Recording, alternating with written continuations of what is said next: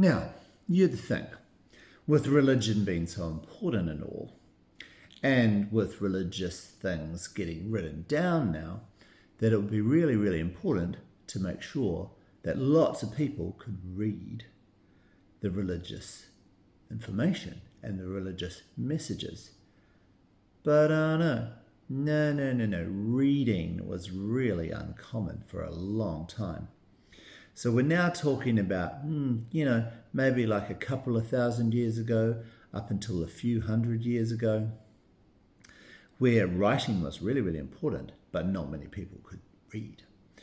And so most people had to rely on people like priests reading out in a place like a church all of the stuff to do with how they should live their life, and they could never actually see inside the book themselves. But it got worse because in many cases, they weren't actually reading out the language that was being spoken day to day anyway. So whereas, for instance, in, say, England, people spoke English, well, Old English or Middle English, but anyway, an early form of English, actually the religious ceremonies were performed in Latin, which by then was pretty much a dead language that only a few people could understand. So the religious leader kind of had a bit of a mismatch with the people who were listening to him, and it was him in those days. Now, in Europe a few hundred years ago, quite a few people thought this was pretty dumb, and they set out to do something about it. And they did a bunch of stuff to kind of stand up to the religious leaders of the day, who were pretty much in charge of most stuff. And one of the things that really helped them was the printing press. Suddenly, we had a way of being able to write down things for the ordinary person.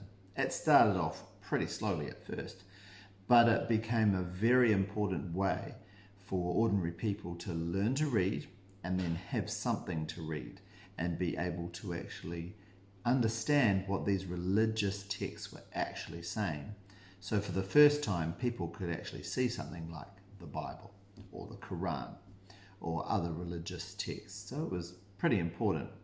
Personally, I'm not so big on religion, but I understand that in those days it was a hugely important thing, and it's still very important for many people today. But hey, what about if you live in a culture where there's no writing? You know what? You've got just as many important things to say. You just have to say them in a different way. So that would be called oral history and oral stories instead of written. So things would be passed down by stories and by poems and by songs, and amazing memories would be required to be able to pass these things on and be able to take on the information. And so I think we need to hand it to any culture that managed to work without writing and still be able to pass on incredible, intricate detail about how the world worked, how people should behave, how society should work, all of the stories of all the heroes, all of the stories of all the tragic wars, boundary disputes, where my land stops and yours starts, all of the histories of all the battles that went on in the past, all of the family information, all the gossip. All of that stuff had to happen orally with no writing. Pretty cool. And so Māori culture was an example of a society with no writing, but that still had a sophisticated storytelling and history and science culture. Interesting. Now, running alongside all of this are some really simple ways that humans used, going way back, to communicate simple messages over big distances. So writing doesn't work for that because you'd have to make the letters really, really huge, so that's not really going to work. So one thing that humans have always been really, really good at is lighting fires. And fires create smoke. So humans going way back would send smoke signals to their friends across big distances to communicate simple stuff. Like, for instance, humans were known to have communicated between different tribes to say that a big hunt had been successful and there's enough food to share, for instance.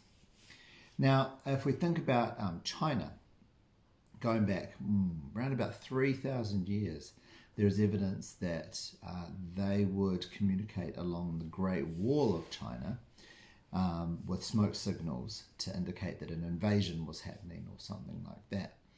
And that they could communicate over around about 1,000 kilometers in just a few hours. So it's pretty sophisticated. Fast forward a little bit in time, in fact quite a bit, into a few hundred years ago, but also actually in the ancient Greek time. So various people over the years have tried a system of flags, where they would hold up a flag, hold up a combination of a couple of flags doing different angles, and they could pretty much spell out words using a really simple code. And if the flags were really big, then they could communicate across big distances. And so there are variations on that sort of stuff. In fact, they built big towers in France, big network of towers so that they could communicate across big distances. But it turned out to be pretty expensive and pretty complicated, but it worked for a while. And then that led into something else that was being developed and sort of harnessed, and that's electricity. So that's the next part of the story. So yeah, electricity was becoming a bit of a thing around about 170 years ago. People have been toying around with it for a while before that, but it started to really come into its own in the 19th century and in the early part and the mid part of the 19th century. So kind of like the 1850s we're talking about here. And people figured out that you could send electricity down a copper wire and make things happen, like set light bulbs on. But also you could use it for communication. So people could send little messages down the copper wire. So this became really, really quite important. And people realized that they could send messages very, very rapidly across big distances as long as the two people who were communicating were joined up by wire. So these big cables started to be built and laid across the United States. So believe it or not, by 1851, there were 30,000 kilometers of this cable. If you could imagine it like an extension cord that you might run at your house, but running for 30,000 kilometers, or a big network with that much cabling. So people were able to send messages all across the United States by then. This became huge all around the world, and in fact New Zealand got onto this. And by about 1875 or so, we had a cable joining us up to Australia. So the Trans-Tasman cable meant that we could communicate instantly with Australia. And that was a huge innovation. And this cable literally lay in the ocean, on the ocean floor between New Zealand and Australia. But that wasn't all. These cables started to be laid all around the world. So there were these cables lying on the ocean floor all over planet Earth.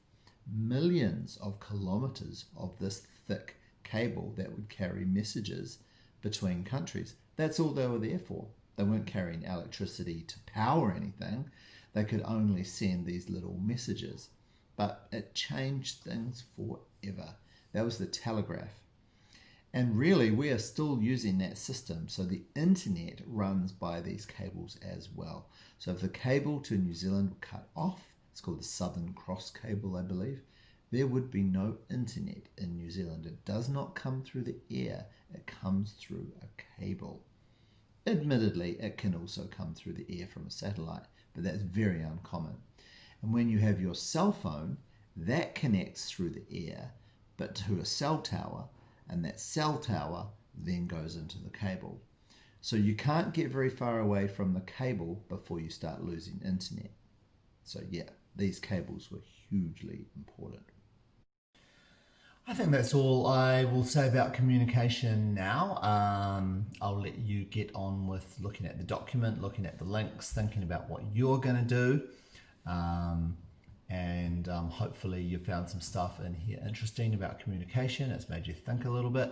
And now it's over to you to do some work, to do some more research, and come up with something that is your response or your reaction to the idea of communication, because that's this week's focus.